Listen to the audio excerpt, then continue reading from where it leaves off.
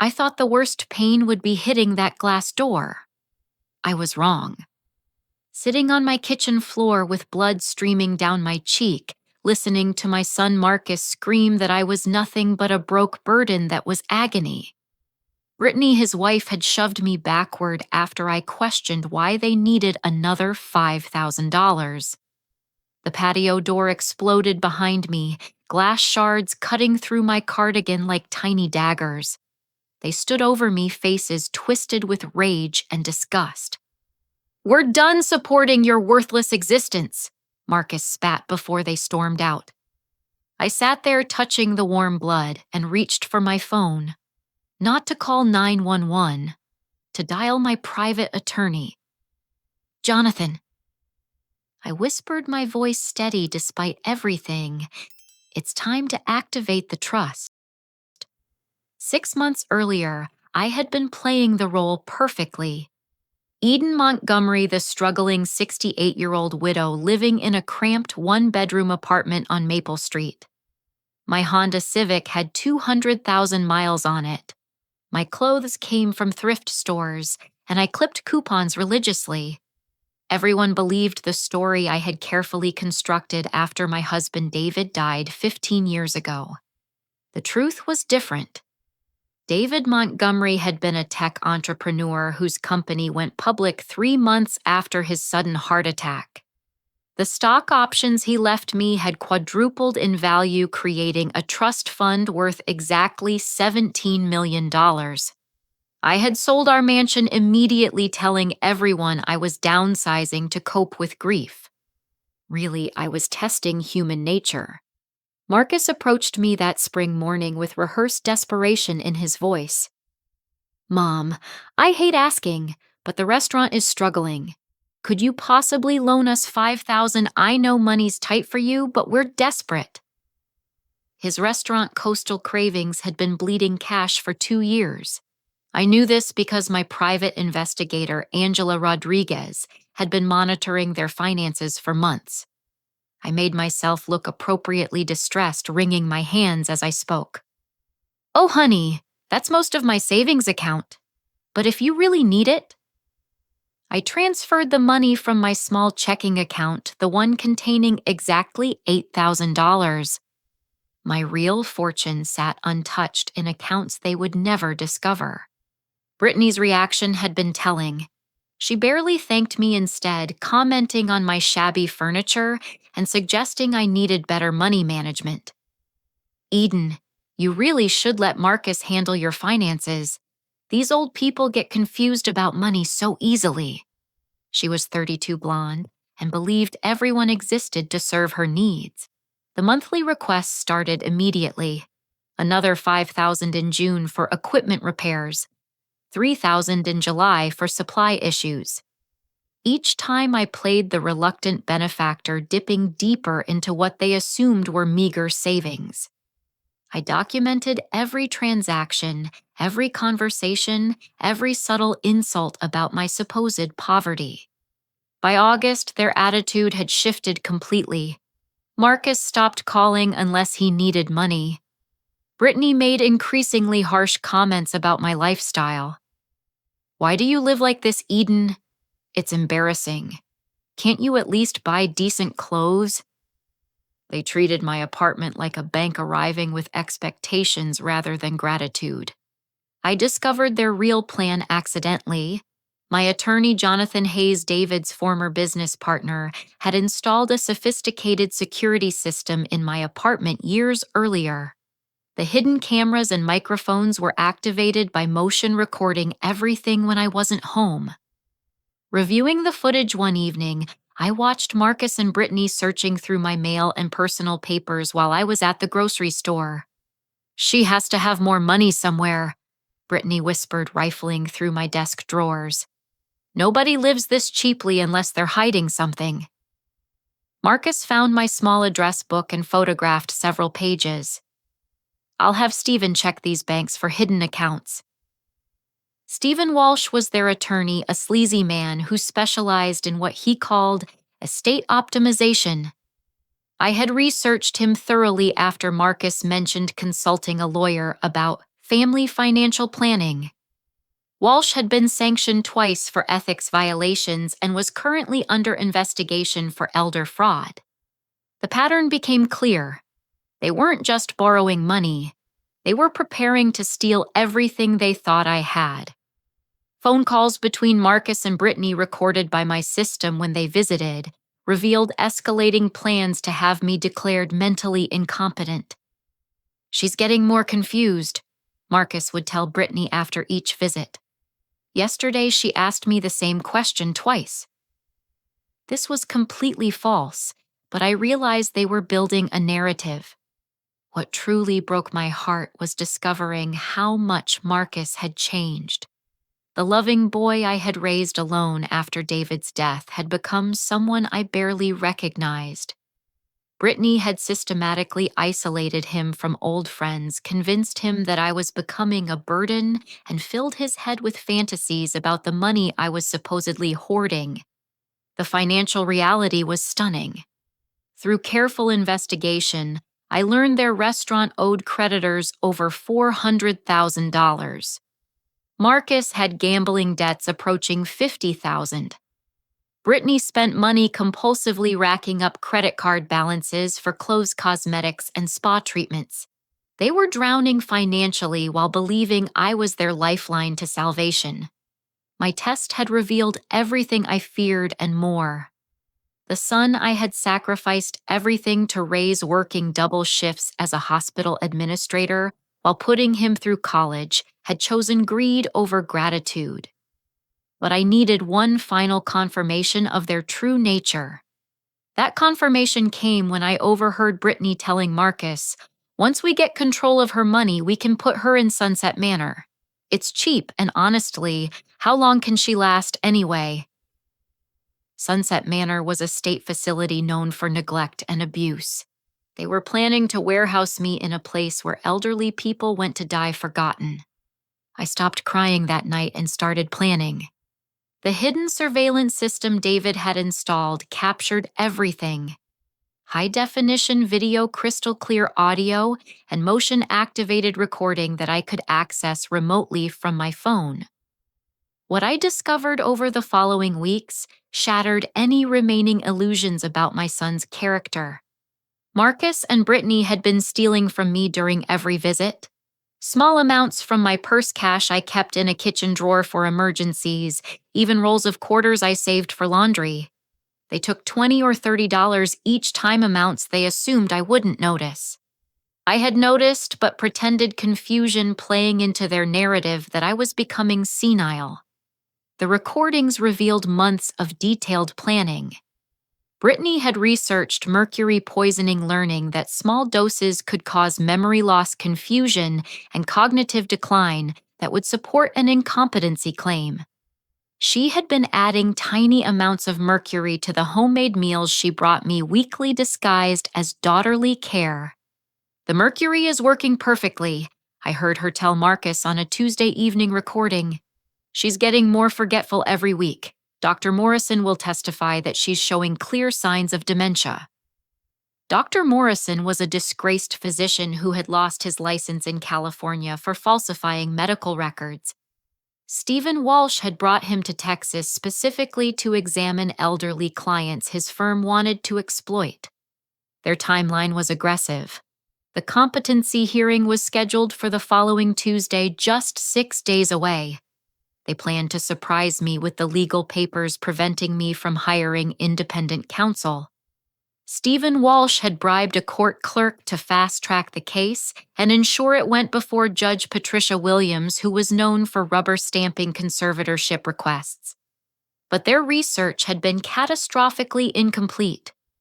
While they knew about my small checking account and the modest value of my apartment, they had no idea about the David Montgomery Trust.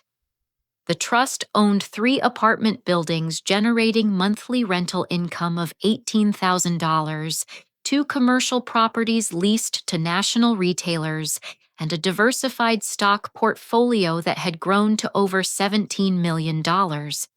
Even more devastating for their plans, the trust was legally bulletproof. David and Jonathan had structured it with multiple layers of protection, including provisions that immediately revoked any beneficiary rights if someone attempted to gain illegal control of the assets. Marcus's participation in the conservatorship scheme had already triggered these protective clauses without his knowledge. I contacted Dr. Margaret Chen, a respected neuropsychologist, for a comprehensive evaluation. Her tests revealed that my cognitive function was exceptional for someone my age, ranking in the 95th percentile for memory, reasoning, and mental agility. The slight confusion I had been displaying was clearly performance, not pathology. More disturbing was the medical evidence of mercury poisoning. Blood tests showed elevated mercury levels consistent with deliberate gradual poisoning over several months. Dr. Sarah Martinez, a toxicologist at Baylor Medical Center, confirmed that the mercury levels would have eventually caused permanent brain damage or death if the poisoning had continued. Mrs. Montgomery. Dr. Martinez explained during our consultation, someone has been systematically poisoning you with mercury compounds. The pattern indicates regular exposure over at least 4 months. Another few weeks at this rate could have caused irreversible neurological damage. I thought about all those Tuesday evening dinners Brittany had prepared so lovingly, insisting I eat every bite. Angela Rodriguez. My private investigator uncovered additional criminal activity. Brittany had been forging my signature on documents, including a new will that left everything to Marcus and designated him as executor. She had practiced my handwriting extensively using samples she photographed from my address book and personal papers. The forged will was remarkably sophisticated, created by a document forger in Houston who specialized in estate fraud. However, the forgery was legally meaningless since my actual will was held by Jonathan Hayes and had been updated just 2 years earlier with provisions they knew nothing about. Most shocking was the discovery of Brittany's criminal history. She had been married twice before, both times to older men with substantial assets. Her first husband, Robert Chen, had died mysteriously of what was ruled natural causes. Her second husband, Frank Williams, had divorced her after she attempted to have him declared mentally incompetent. The pattern was unmistakable. Angela's investigation revealed that Brittany's real name was Brittany Walsh, and she was actually married to Stephen Walsh, their corrupt attorney. Her marriage to Marcus was bigamous and legally invalid, which meant Marcus had been unknowingly living with his attorney's wife while they plotted to steal his inheritance. The restaurant they claimed was struggling had been deliberately run into bankruptcy. Marcus and Brittany had embezzled over $200,000 from investors using the money for personal expenses, including Brittany's plastic surgery and Marcus's gambling debts. Several investors were connected to organized crime families and were becoming increasingly impatient about repayment. I realized that Marcus wasn't just greedy, he was terrified. Brittany had manipulated him into increasingly criminal behavior, threatening to leave him if he didn't get my money quickly. She had isolated him from friends and family, controlled his access to information, and used both affection and fear to maintain control over his decisions. The competency hearing was their final desperate gamble. If they could gain control of what they believed was $50,000 in assets, they planned to disappear to Mexico, leaving Marcus to face the angry investors alone. Stephen Walsh had already purchased plane tickets to Cancun for himself, and Brittany scheduled for the day after the hearing. I spent that weekend preparing my counterattack. Jonathan Hayes assembled a legal team, including criminal attorneys, federal prosecutors, interested in the elder fraud angle, and investigators from the State Bar Association. We documented every crime, every forged signature, every recorded conversation about poisoning and theft. But I wanted Marcus to have one last chance to choose differently. I called him on Sunday evening, keeping my voice weak and confused as I spoke. Marcus, honey, I found some legal papers that I don't understand. Could you come help me figure out what they mean? I was giving him an opportunity to confess to protect me instead of exploiting me. His response crushed my remaining hope. Sure, Mom, Brittany and I will be right over. Don't worry about those papers. We'll take care of everything for you. His tone was patronizing, almost gleeful. He was coming to finish what they had started. That night, I activated every recording device, positioned backup cameras, and prepared for the final confrontation that would determine whether I still had a son worth saving.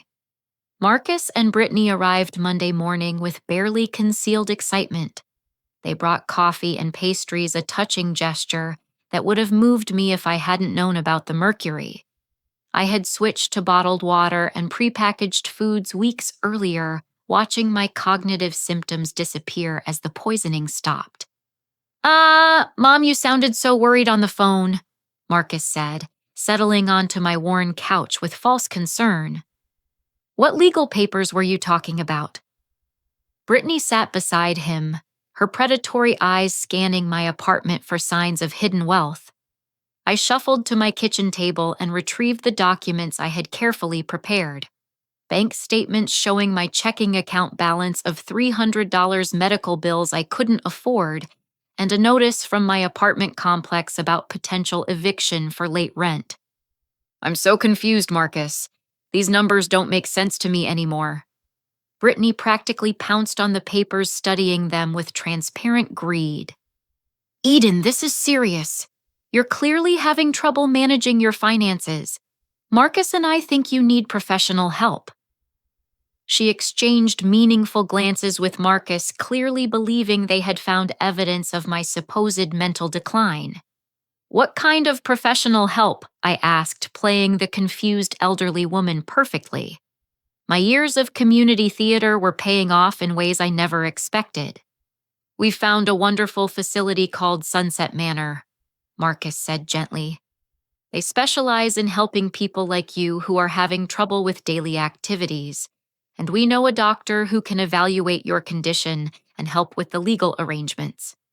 I let my face crumple with apparent fear and confusion.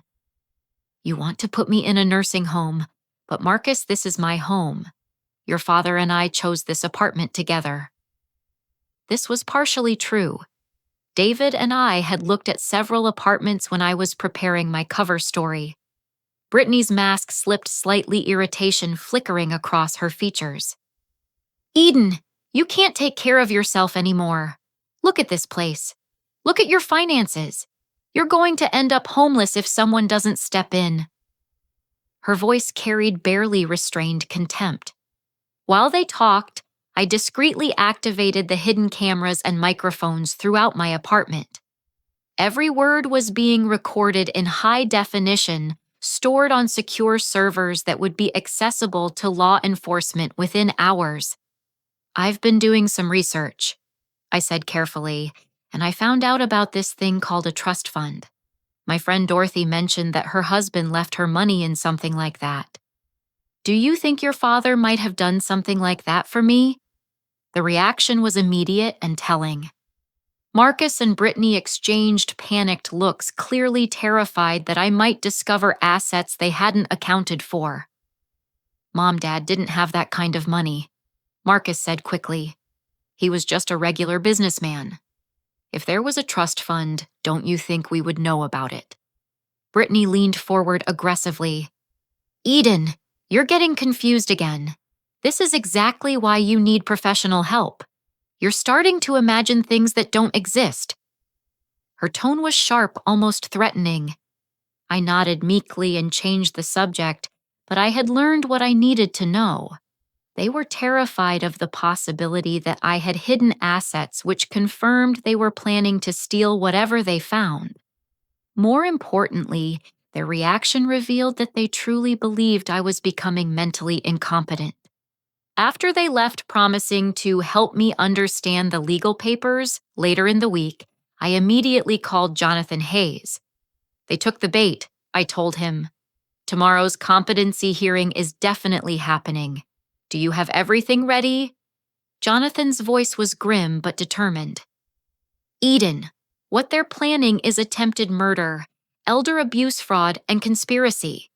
The FBI is already involved because of the interstate nature of Stephen Walsh's operation. Are you absolutely certain you want to go through with this? Jonathan, they're trying to kill me slowly and steal everything David worked for. Marcus has chosen his path, and now he has to live with the consequences. But I want him arrested safely away from those people who are manipulating him. The next morning, I dressed carefully in my shabbiest clothes and arrived at the courthouse looking appropriately frail and confused. Stephen Walsh greeted me with oily sympathy, explaining that this was just a routine evaluation to ensure I was getting proper care. Dr. Morrison was a thin, nervous man who avoided eye contact while asking scripted questions designed to make me appear incompetent. Mrs. Montgomery, do you know what year it is? Can you tell me the name of the current president? Do you remember what you had for breakfast? I answered hesitantly, occasionally asking him to repeat questions playing the role they expected. Marcus sat in the gallery looking uncomfortable but determined while Brittany watched with barely concealed triumph. Judge Williams seemed bored by the proceedings, clearly planning to approve the conservatorship as quickly as possible.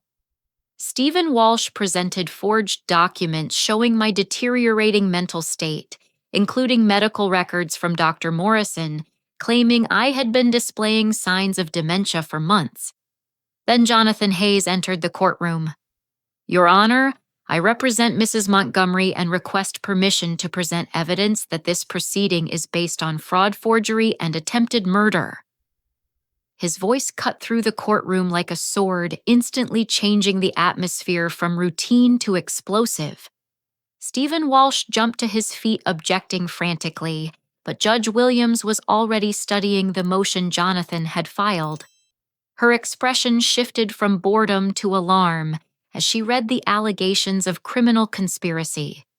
Mr. Hayes, these are serious accusations. Do you have evidence to support these claims? Judge Williams asked, her voice tight with concern.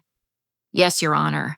I have video evidence of the defendants planning Mrs. Montgomery's poisoning audio recordings of their conspiracy to steal her assets and medical evidence that she has been systematically poisoned with mercury over several months.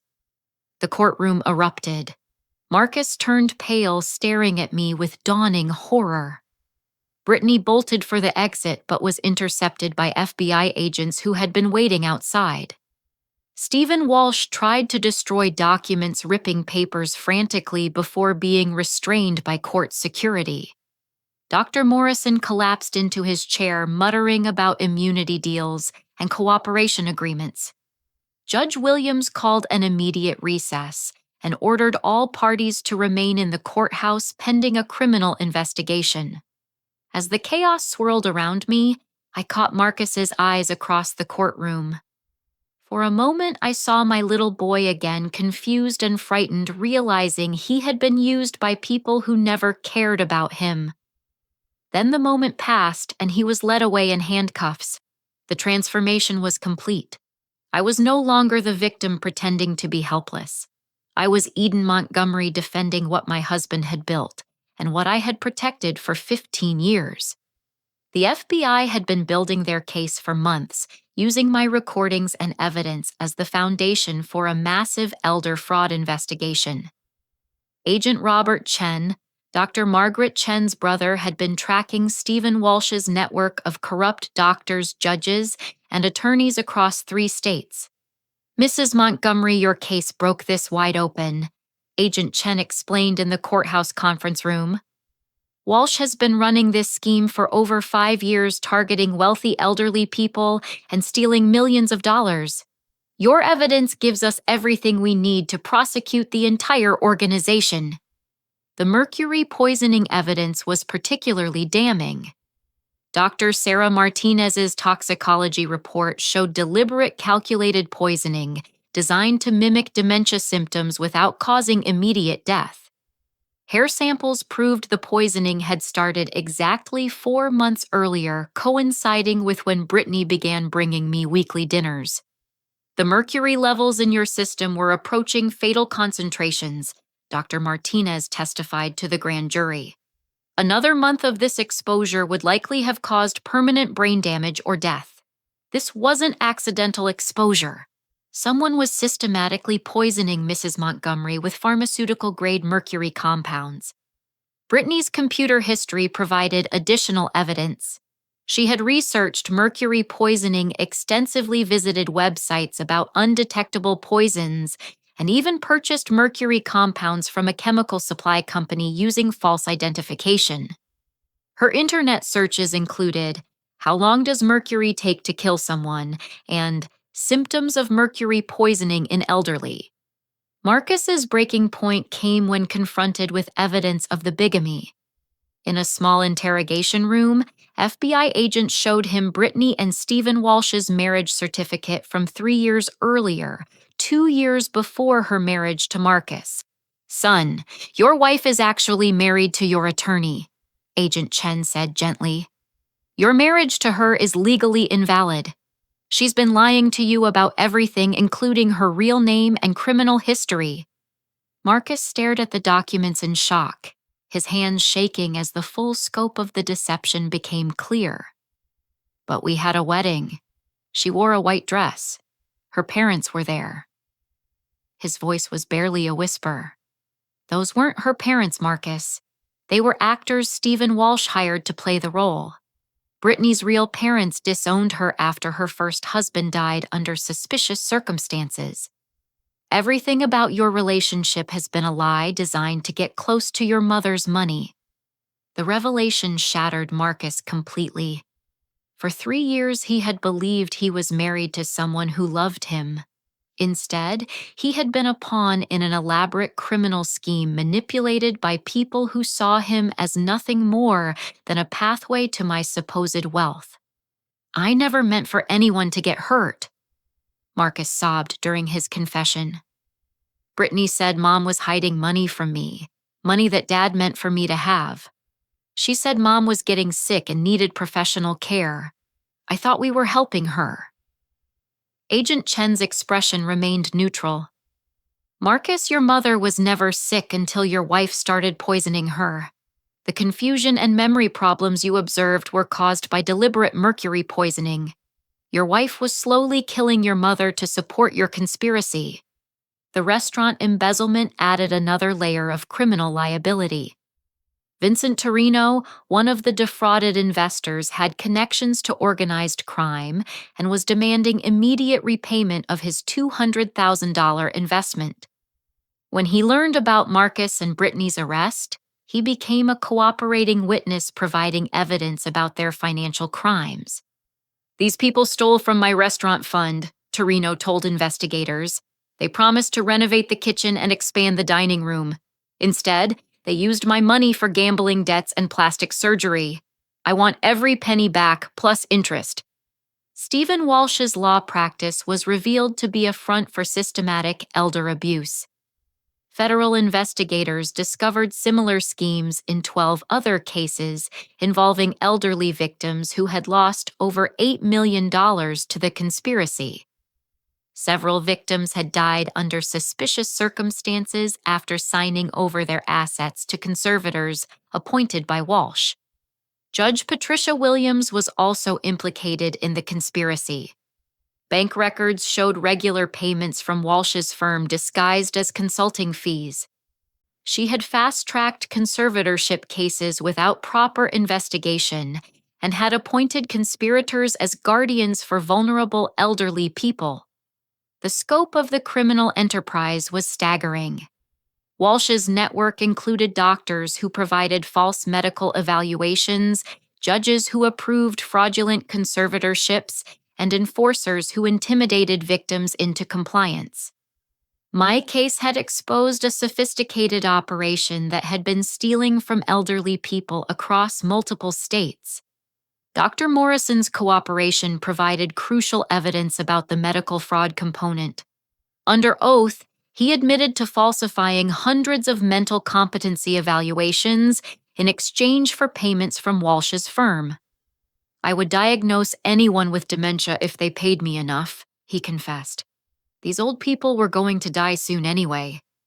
The bigamy revelation created additional legal problems for Brittany. Her marriage to Stephen Walsh was valid, making her marriage to Marcus completely fraudulent. This added charges of bigamy and immigration fraud, since she had used her marriage to Marcus to obtain permanent residency status she wasn't entitled to. During Brittany's interrogation, her true personality emerged. Gone was the sweet, concerned daughter-in-law who worried about my well-being. In her place was a cold, calculating predator who viewed elderly people as resources to be exploited. Eden was stupid and trusting, Brittany told investigators with chilling indifference. She made it easy by pretending to be poor. We would have gotten all her money eventually, and she would have died in that nursing home where she belonged. When asked about the mercury poisoning, Brittany showed no remorse. "Old people die all the time. If she had just signed the papers voluntarily, none of this would have been necessary. She forced us to speed up the process." The investigation revealed that I had been incredibly lucky to discover their scheme when I did. Walsh's organization had successfully murdered at least 3 elderly victims in similar circumstances, making their deaths appear natural while stealing their estates. Brittany's previous husband had died of mercury poisoning that was ruled natural causes at the time.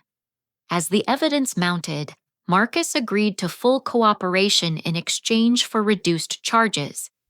His testimony revealed the psychological manipulation Brittany had used to control him, including threats of suicide if he didn't comply with her demands. "She told me Mom was hiding money that legally belonged to me," Marcus explained to prosecutors. "She said Mom was getting confused and would accidentally give all her money to charity if we didn't act fast. She made it sound like we were protecting Mom from herself." The financial evidence was equally damaging. Brittany and Stephen Walsh had already spent most of the embezzled restaurant money planning to flee to Mexico immediately after gaining control of my assets.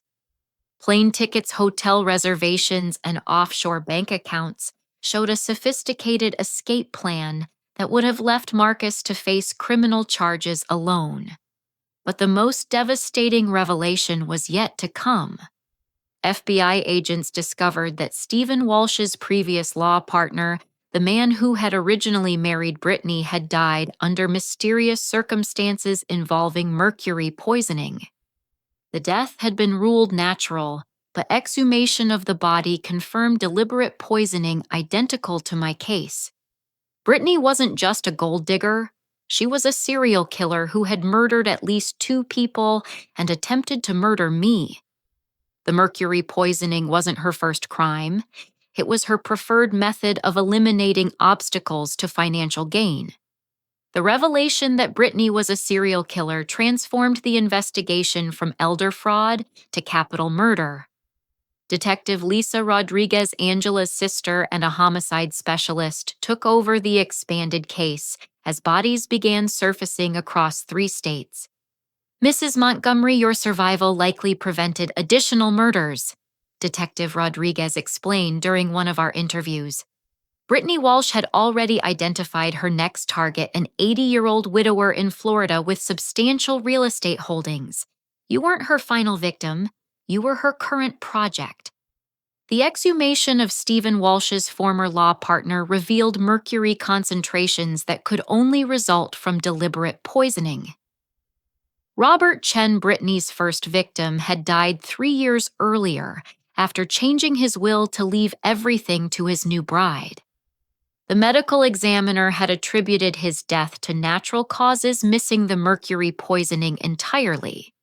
Frank Williams, Brittany's second husband, who had survived her murder attempt, came forward with additional evidence. "She tried to have me declared mentally incompetent too," he testified. "When that failed, she started putting something in my coffee that made me sick and confused. I only survived because my daughter became suspicious and hired a private investigator. The pattern was identical across all cases: marriage to wealthy older men, gradual poisoning to create symptoms of mental decline, legal proceedings to gain control of assets, followed by increased poisoning until the victim died. Brittany had refined the process, with each attempt making Marcus's case her most sophisticated operation. Stephen Walsh's betrayal of his own wife was swift and complete. Facing federal murder charges, he provided detailed evidence about their criminal partnership in exchange for life imprisonment instead of the death penalty. Brittany was the mastermind, he told prosecutors. She planned everything from the beginning. I just provided the legal framework for her schemes. Walsh's testimony revealed that Brittany had researched my family for over a year before targeting Marcus. She had learned about David's death, Marcus's financial struggles, and my apparent poverty through public records and social media surveillance. Her relationship with Marcus had been calculated from their first meeting at a business networking event. She seduced Marcus specifically to get access to his mother's money, Walsh confessed. Everything was planned: the fake romance, the manipulated marriage, even the restaurant investment scheme. Marcus was never her husband. He was her unwitting accomplice. The restaurant embezzlement investigation expanded to reveal additional victims. Brittany and Walsh had defrauded over 20 investors across multiple fake businesses, stealing nearly $2 million through elaborate Ponzi schemes. Many investors were elderly people who had lost their life savings to the conspiracy. Marcus's psychological evaluation revealed the extent of his manipulation and abuse. Dr. Jennifer Adams, a specialist in psychological coercion, testified that Marcus displayed classic symptoms of someone who had been systematically brainwashed and controlled. Marcus was a victim before he became a perpetrator, Dr. Adams explained. Brittany used sophisticated psychological manipulation techniques, including isolation gaslighting threats and intermittent reinforcement to control his behavior. By the time he participated in the conspiracy against his mother, his judgment was severely compromised. The evidence supported this assessment. Phone records showed Brittany monitoring Marcus's communications, preventing him from contacting old friends or family members independently. Financial records revealed she controlled all household spending, giving Marcus an allowance like a child while spending thousands on personal luxuries. Most disturbing were recordings of Brittany's verbal abuse toward Marcus when they were alone in my apartment. "You're pathetic and weak," she hissed during one particularly vicious exchange. "If you don't get that money from your stupid mother, I'll leave you with nothing but debt and criminal charges." The organized crime connection through Vincent Torino added federal racketeering charges to the conspiracy. Torino's investment in the restaurant was actually money laundering for illegal gambling operations, making Marcus and Brittany unknowing participants in a much larger criminal enterprise. "These people were in over their heads," Agent Chen explained. "They thought they were running a simple con game, but they had borrowed money from people who kill for much smaller debts. If they hadn't been arrested, Torino's associates would have eliminated them within weeks." The frozen assets recovery revealed the full scope of the financial crimes. Brittany had hidden money in offshore accounts under false names, purchased real estate through shell companies, and invested stolen funds in cryptocurrency exchanges. Federal agents recovered over $3 million in stolen assets, though much of the money had already been spent. My own financial situation became public knowledge during the asset recovery process. News outlets reported that the poor widow, who had been targeted for elder abuse, was actually worth over $17 million, making the conspiracy even more newsworthy.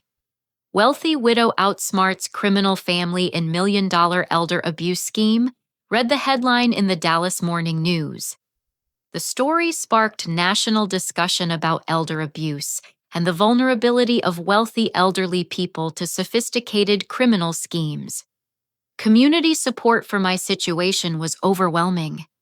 Neighbors who had known me as a struggling widow were shocked to learn about my hidden wealth, but they rallied around me as someone who had been targeted for assassination by her own family.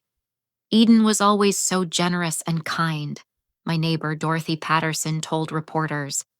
She helped everyone in the building, whether it was carrying groceries or driving people to medical appointments. No one deserves what her family tried to do to her. The David Montgomery Foundation for Elder Protection, which I established during the criminal proceedings, received donations from across the country. People were inspired by the story of an elderly woman who had outsmarted criminals and wanted to support efforts to protect other vulnerable elderly people. Marcus's plea agreement included extensive cooperation with ongoing investigations into elder abuse networks. His testimony helped convict 12 additional conspirators and led to the recovery of over $15 million in stolen assets for elderly victims across multiple states. But the personal cost of his betrayal remained devastating. During our supervised family counseling sessions, Marcus struggled to comprehend how completely he had been manipulated and used. "Mom, I thought I was protecting you," he said through tears. "Brittany convinced me you were hiding money and getting sick. I thought the nursing home would be better for you." Dr. Adams helped us both understand the psychological dynamics that had destroyed our relationship. Eden, your son, was systematically isolated and brainwashed by a sophisticated predator. His actions were criminal, but his judgment was severely compromised by psychological abuse. The revelation about my hidden wealth created complex emotions for Marcus. Relief that his mother was financially secure mixed with shame about his greed and horror about his participation in attempted murder. "I feel like I don't know anything that's real anymore," he confessed during therapy. Thomas Bradley's role in the conspiracy added another layer of betrayal. David's former business partner had been feeding information to Marcus for years, believing he was entitled to half of David's estate, despite their legal partnership agreement clearly stating otherwise. Bradley convinced Marcus that his mother was cheating him out of his rightful inheritance, Agent Chen explained. He provided inside information about the trust structure and encouraged Marcus to take aggressive action to recover what he believed was stolen money. Bradley's arrest for conspiracy and attempted theft of federal retirement funds carried a potential 20-year sentence. His betrayal of his dead partner's family for financial gain disgusted even the federal prosecutors handling the case. The final revelation came when Brittany's defense attorney attempted to negotiate a plea agreement. During confidential discussions, it emerged that Brittany had already selected her next victim after completing my murder. Jonathan Hayes, my attorney and David's former business partner. She had researched Mr. Hayes extensively, the defense attorney revealed. Client files show she planned to seduce him after Mrs. Montgomery's death, gaining access to his substantial assets through the same marriage and murder scheme. This news horrified Jonathan, who realized how close he had come to becoming Brittany's fourth victim. "She would have used Eden's death as a way to meet me," he told investigators, probably offering comfort during the supposed grief over losing a client and friend. The scope of Brittany's criminal planning was breathtaking in its coldness and calculation. She had mapped out a 5-year plan to murder her way through a network of wealthy elderly people, using each successful theft to fund increasingly sophisticated schemes against larger targets. My survival had not only saved my own life, but had prevented a killing spree that could have claimed dozens of additional victims. The realization was both gratifying and terrifying, knowing how close evil had come to achieving its goals. The criminal trials began 18 months after my assault with media attention, focused on what prosecutors called the most sophisticated elder abuse conspiracy in Texas history. Federal and state charges were filed against 14 defendants, with Brittany facing the death penalty for 3 murders and multiple attempted murders. Brittany's trial was a showcase of prosecutorial efficiency. Lead prosecutor Janet Morrison presented over 400 pieces of evidence, including audio recordings of Brittany planning my murder, video surveillance of her, poisoning my food, and forensic evidence linking her to 3 previous mercury poisoning deaths. "Ladies and gentlemen of the jury," Prosecutor Morrison said in her opening statement, "Brittany Walsh is a serial killer who used marriage as a weapon and mercury as her poison of choice. She systematically identified, seduced, and murdered wealthy elderly victims across 3 states, stealing millions of dollars through elaborate schemes involving fake marriages, forged documents, and calculated assassination. The medical evidence was particularly compelling. Dr. Sarah Martinez testified about the mercury concentrations in my blood, explaining how the poisoning would have progressed without intervention. Mrs. Montgomery was approximately 3 weeks away from irreversible brain damage and possibly death when the poisoning stopped," she told the jury. Hair analysis revealed the precise timeline of poisoning, correlating exactly with Brittany's weekly dinner visits. Each meal had contained carefully measured mercury compounds designed to cause gradual cognitive decline without triggering immediate medical attention. Brittany's defense strategy was to blame everything on Stephen Walsh and claim she was also a victim of manipulation. Her attorney, David Kim, argued that she was an abused wife following orders from her controlling husband. "My client was trapped in an abusive relationship with a powerful attorney who forced her to participate in these crimes," Kim told the jury. Brittany Walsh was coerced into criminal activity through threats and psychological abuse. This defense strategy collapsed when prosecutors presented recordings of Brittany planning crimes independently and discussing additional potential victims. In one particularly damaging audio clip, she bragged to a friend about her foolproof method for eliminating elderly obstacles to inheritance. "These old people are so trusting and stupid," Brittany was recorded saying. "They actually believe someone young and pretty could love them. By the time they realize what's happening, they're too confused from the mercury to protect themselves." The bigamy evidence destroyed her credibility completely.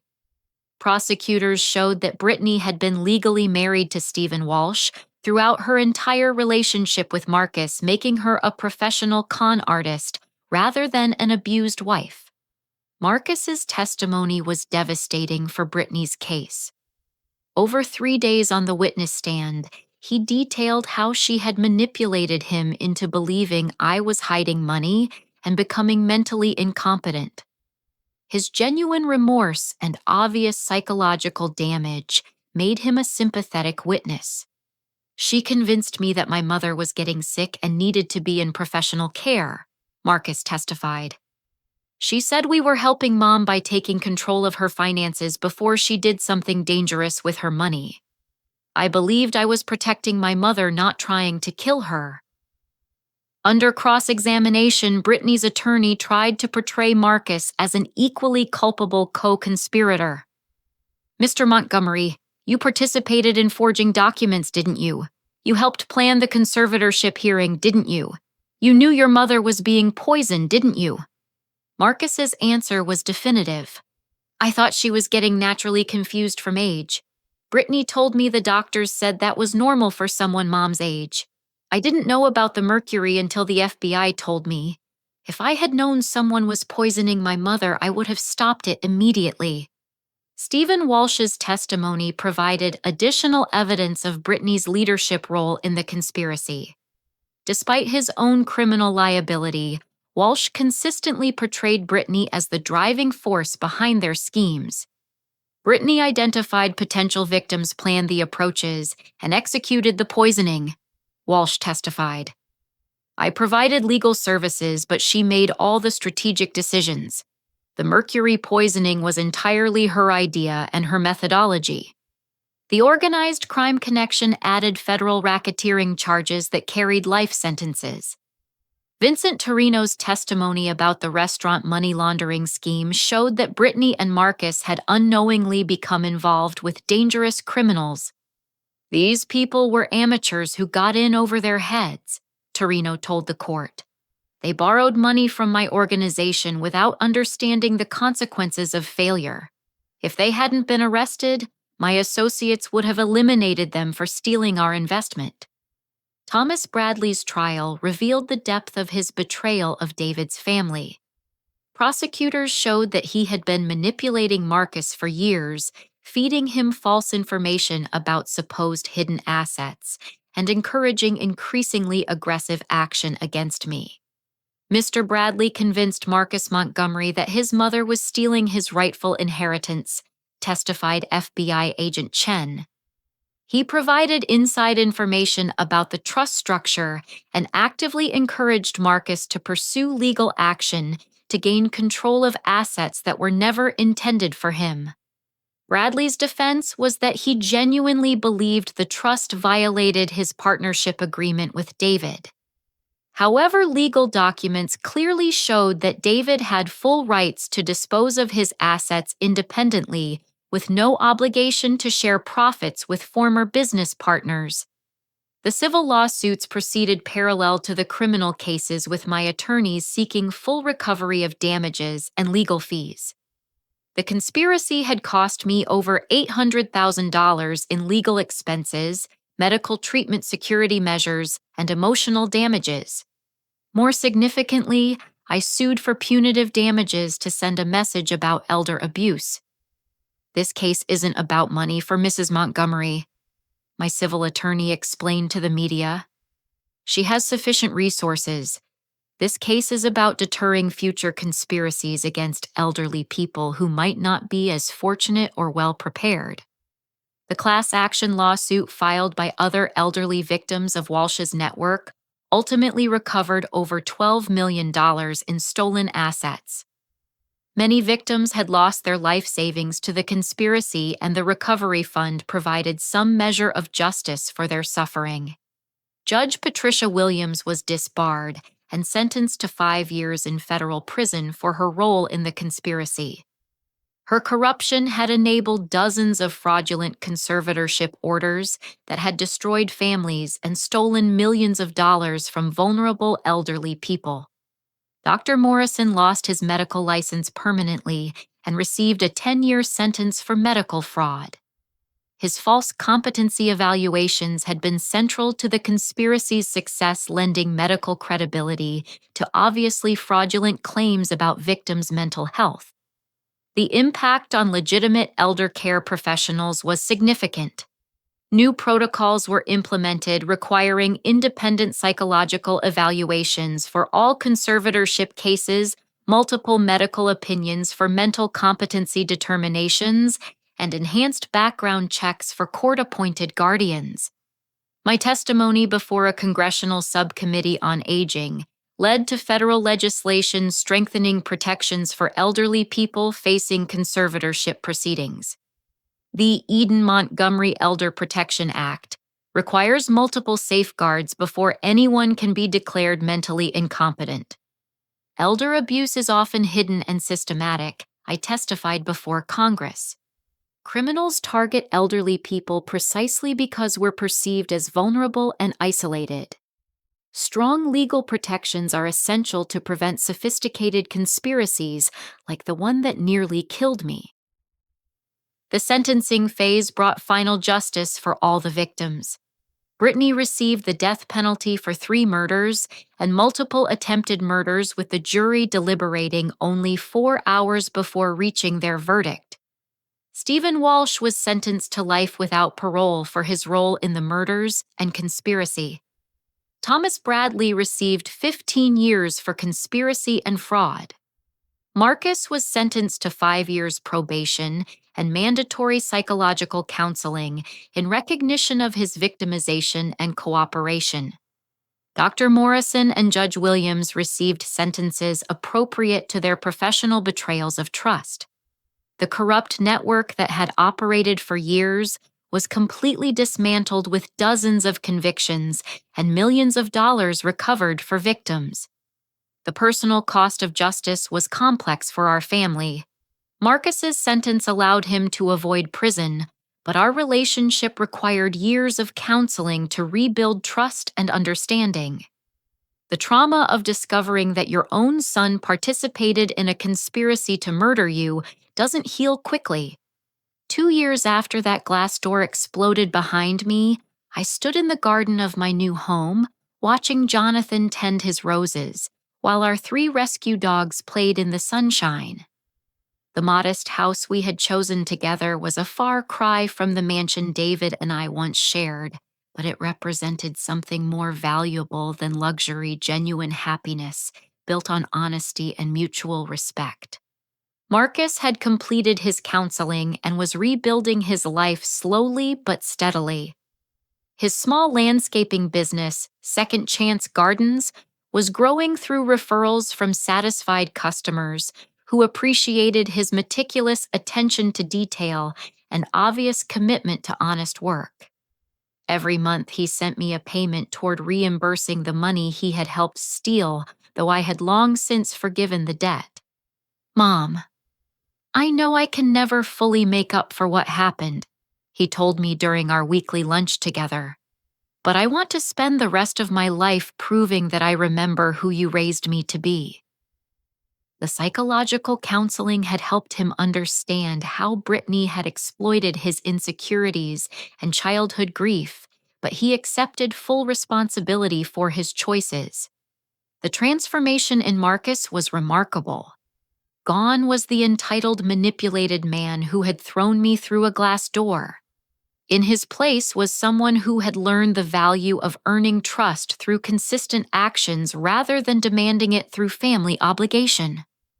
Our relationship would never be the same as before Brittany, but it was becoming something deeper and more honest. Brittany had exhausted her appeals and was awaiting execution on death row. Her final attempt to contact Marcus through prison mail had been returned unopened. He had made peace with the fact that everything about their relationship had been a calculated deception designed to exploit his vulnerabilities and steal his family's wealth. Stephen Walsh died in federal prison 18 months into his life sentence, killed by inmates who learned about his crimes against elderly people. Prison justice is harsh for those who prey on the vulnerable, and Walsh discovered that his legal skills offered no protection in an environment where reputation matters more than rhetoric. Thomas Bradley was released after serving 12 years of his 15-year sentence, but his betrayal of David's family had cost him everything. His own children refused contact with him, his business partners had expelled him from their firm, and he lived alone in a modest apartment working part-time jobs to pay restitution to his victims. The David Montgomery Foundation for Elder Protection had grown into a national organization providing legal assistance to elderly people facing financial abuse and educating families about warning signs of exploitation. We had helped over 3,000 families avoid or escape elder abuse schemes, and our advocacy had led to stronger protective legislation in 37 states. Your survival story gives hope to other elderly people who feel trapped by family abuse, wrote Margaret Chen, who had become the foundation's clinical director. Many victims believe they have no options because the abuse comes from people they love. Your case proves that self-protection isn't betrayal. It's necessary for everyone's well-being. Jonathan and I had married in a small ceremony surrounded by true friends who knew our story and respected our journey together.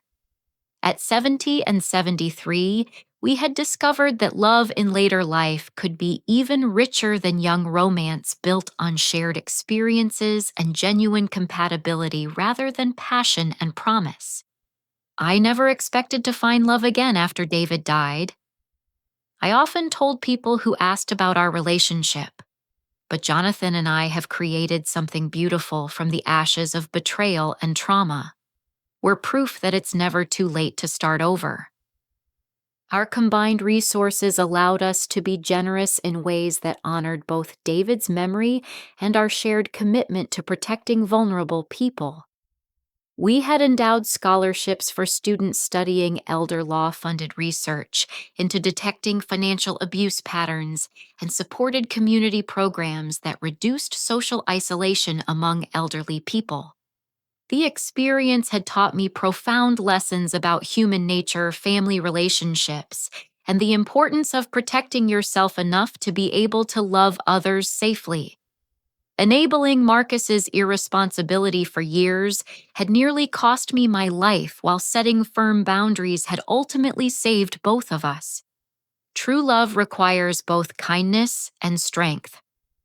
I had learned to tell other elderly people facing family financial pressure, sometimes the most loving thing you can do is refuse to enable destructive behavior, even when that behavior comes from people you care about deeply. My story had become a case study in law schools and medical schools, teaching future professionals how to recognize and respond to elder abuse. The sophisticated nature of Brittany's conspiracy had highlighted gaps in protective systems that were now being addressed through better training and stronger protocols. The financial impact of the conspiracy had been significant but manageable. Legal expenses, security measures, and medical treatment had cost over $1 million, but my trust fund had continued growing throughout the crisis. The final settlement from civil lawsuits had actually increased my net worth to over $20 million. More importantly, I had learned to use wealth wisely rather than hiding it completely. My new approach balanced privacy with openness, maintaining security while being honest with people who earned my trust. The Foundation's work gave me purpose beyond mere survival, turning a traumatic experience into a force for positive change. Marcus's monthly visits had become genuine expressions of affection rather than duty or financial need.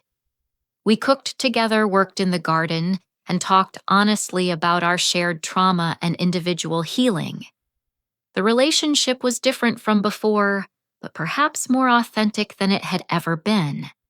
"I understand now that you were testing me all those years," Marcus said during one of our conversations. "I failed the test spectacularly, but I'm grateful you survived long enough to give me a chance at redemption." The community recognition had been overwhelming but gratifying. Awards from elder advocacy organizations, speaking invitations from law enforcement agencies, and media interviews had given me platforms to educate others about protecting themselves from financial exploitation. But the most meaningful recognition came from other elderly people who had found courage to escape abusive situations after hearing my story. Letters arrived weekly from people who had recognized warning signs in their own families and taken protective action before becoming victims. "Your courage saved my life," wrote Dorothy Martinez from Phoenix. "My son was trying to get control of my finances using the same tactics you described. Because of your story, I hired my own attorney and discovered he had already forged my signature on several documents. Thank you for showing me that family love doesn't require financial sacrifice." The broader impact on elder abuse awareness had been significant. My case had highlighted the sophistication of modern financial exploitation schemes and the vulnerability of even educated, wealthy elderly people to well-planned conspiracies involving multiple perpetrators. Law enforcement agencies had adopted new protocols for investigating elder abuse cases, including requirements for toxicology testing when elderly people displayed sudden cognitive decline. Medical professionals had received training on recognizing signs of deliberate poisoning disguised as natural aging. The psychological healing had been as important as the legal justice. Working with Dr. Jennifer Adams, I had processed the trauma of betrayal by people I loved and learned to separate Marcus's actions from his fundamental character. Understanding the manipulation he had experienced didn't excuse his choices, but helped me maintain hope for our relationship's future. Forgiveness doesn't mean forgetting or enabling continued abuse, Dr. Adams had taught me. It means freeing yourself from the anger that can poison your remaining years. You can forgive Marcus while still maintaining boundaries that protect you from future harm. Looking back on the entire experience, I realized that David's death had begun a 15-year test of human nature that had revealed both the worst and best in people around me. Brittany Stephen Walsh and Thomas Bradley had shown how evil could disguise itself as care and concern. Marcus had demonstrated how good people could be manipulated into betraying their deepest values. But the experience had also revealed unexpected sources of strength and support. Jonathan's loyalty, Angela's investigative skills, Dr. Chen's expertise, and Agent Chen's dedication had created a network of protection that ultimately saved my life and brought justice to multiple victims. The most important lesson was that survival isn't enough. Thriving requires courage to take risks for love while maintaining boundaries that protect your ability to keep loving. My hidden wealth had protected me from gold diggers, but had also enabled Marcus's sense of entitlement. Balance was essential in all relationships, even family ones. As I watched Jonathan pruning roses while humming softly to himself, I reflected on how much my life had changed since that terrible night when glass shards cut my face and my son's words cut my heart. The physical scars had healed completely, but the emotional wisdom gained from surviving betrayal had made me stronger than I had ever imagined possible. The $17 million that had been hidden for so long was now being used openly for purposes that honored David's memory while protecting other elderly people from the kind of exploitation I had experienced. Money had power, but knowledge, courage, and community support had even greater power to create positive change. At 71, I had discovered that life's greatest adventures often begin when you think the story is nearly over. Surviving attempted murder by family members had led to love with Jonathan, meaningful work with the foundation, and a deeper understanding of what truly matters in the time we have left. Every morning I woke grateful not just for survival, but for the opportunity to help other elderly people recognize their worth and defend their rights. The girl who had once been thrown through a glass door had become a woman who could stand firmly on her own ground while extending a helping hand to others who needed strength to escape their own dangerous situations. What story of family betrayal or financial exploitation have you witnessed in your own life? And what warning signs do you think other families should watch for to protect their elderly loved ones? Your experiences and insights in the comments below could help someone recognize dangerous patterns before they become victims. If this story resonated with you, please like this video to help spread awareness about elder abuse. Subscribe for more true stories of survival and justice, and share this with anyone who might benefit from learning about these protective strategies. Thank you for listening to my story with such attention and compassion, and I hope it serves as both a warning and an inspiration for anyone facing similar challenges. Remember that it's never too late to stand up for yourself, seek help when you need it, and build the life you deserve, regardless of your age or the obstacles you face.